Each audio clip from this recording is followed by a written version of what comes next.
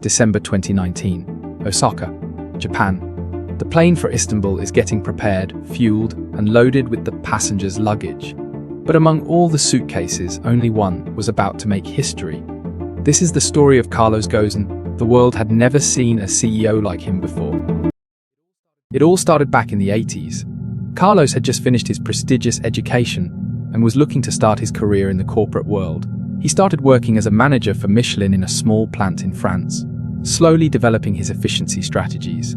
He has a multicultural background. He was born in Brazil to Lebanese parents, then grew up in Lebanon, to later study engineering in France. Thus, he was appointed as CEO at Michelin South America. But this is where things started changing quickly. Brazil was going through an intense hyperinflation and economic turmoil in the 80s. Carlos had proven he was the best choice for his job, as he managed the South American branch exceptionally well. He implemented aggressive cost-cutting measures and localized production, and earned the nickname low-cost killer. The 90s arrived, and he is now the CEO of Michelin North America. Once again, he was able to prove his exemplary leadership and skills by successfully integrating one of Michelin's acquisitions in the region. But it is at that moment that something didn't fit the whole image. Even though being reputed as an aggressive cost killer, his personal life said otherwise. Carlos had indulged in a luxurious lifestyle, acquiring opulent properties, traveling in private jets, and throwing extravagant parties. This crucial aspect is perhaps the reason behind his downfall. In 1996, Renault CEO Louis Schwitzer hired Carlos Ghosn in the executive branch of the company, aiming to solve the company's lack of efficiency. In only 3 years, this guy cut over $3 billion worth of costs by layoffs, plant closures, and combats against labor unions. He was obviously the best profile for Renault's new acquisition in 1999, Nissan. Nissan was doing terribly bad in 1999. It was losing money every year of the 90s. Even though the 90s are described as Nissan's golden years, releasing iconic models such as the GTR, the Silvia, and the Fair Lady, it needed someone who'd turn it profitable in 3 years. I'll let you guess who got hired as CEO of Nissan that year. Carlos arrived at Nissan with a very simple thing in mind: set a timer up for 3 years and do exactly what he did with Renault. Guess what? In only 2 years, $20 billion worth of debt got cleaned. 5 factories shut down in Japan, 21,000 employees fired, 20% of supplier costs reduced, 1 Nissan Altima model released, and finally a profit margin of 10% in 2001, the highest Nissan had ever seen. Mind-blowing, right? Well, it didn't stop here. He got promoted from COO to CEO. By 2005, Nissan had expanded worldwide, becoming a global competitor. It had embarked in fuel-efficient technologies, hybrids and EVs such as the Nissan Leaf, and had scored one of the highest profit margins in the automotive industry. For the first time in history, an executive was the CEO of 2 companies among the Fortune 500. These 2 companies were Nissan and Renault, and their CEO was Carlos Ghosn.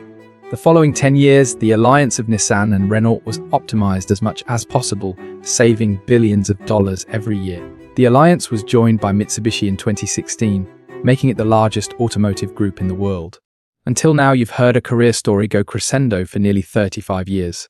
Well, good news, because this is the highest Carlos Ghosn has ever been.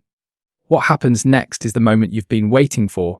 The whole fact that a non-Japanese man was the leader of a Japanese company had sparked both admiration and criticism. Although the Japanese prefer consensus-based decisions, Carlos Ghosn's moves were rather personal and decisive, and going against Japanese norms. For example, laying off 21,000 employees, which was against the philosophy of lifetime employment. He was seen as an overly powerful leader by the Japanese, running Nissan like a dictatorship. November 2018. The legal weapon has been triggered. Alleged millions of dollars are missing. Carlos Ghosn has been arrested the same month and put in a detention center for 2 months. Without any lawyer in presence, he faced constant interrogations by Japanese prosecutors. Months passed by and he has finally been granted bail.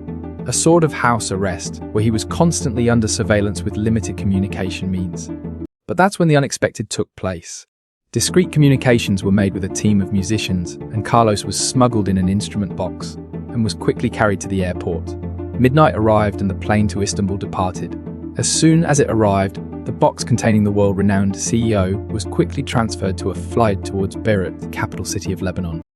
The world had just witnessed the most sensational corporate career known to mankind.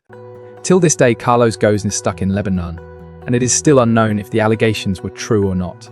Carlos claims that he was the target of a corporate coup by Japanese figures that wanted him out of duty, fearing his rising power and leadership style. He stated that he did not escape justice, he escaped injustice. Soon as he escaped from Japan, Nissan went downhill, so much that has announced a few days ago that it is merging with Honda and Mitsubishi. Carlos Ghosn has spoken about the matter in a video call. Is this a pragmatic deal, Carlos, or a desperate roll of the dice? No, in my opinion, it's a desperate move.